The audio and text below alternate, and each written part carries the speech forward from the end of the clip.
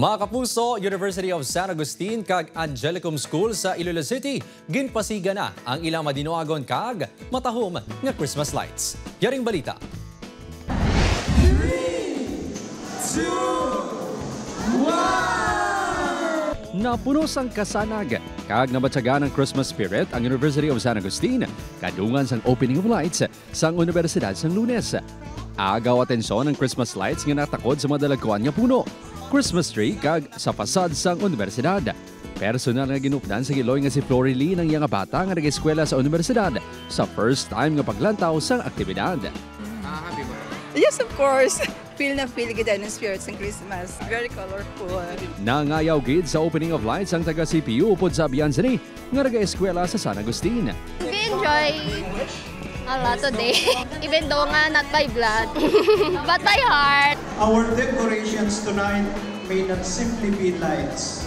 They are symbols of the collective effort of departments, organizations, and volunteers who poured their creativity and dedication.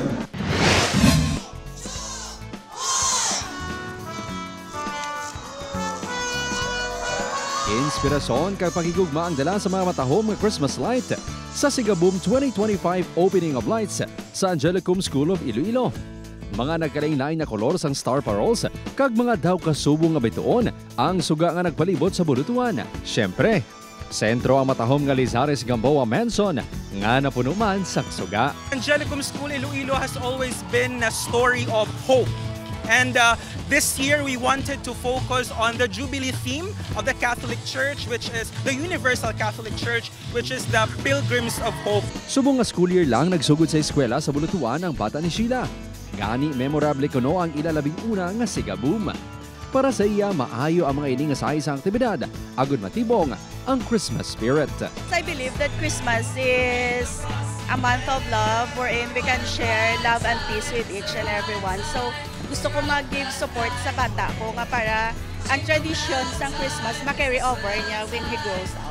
Kim Salinas, 1 Western Visayas.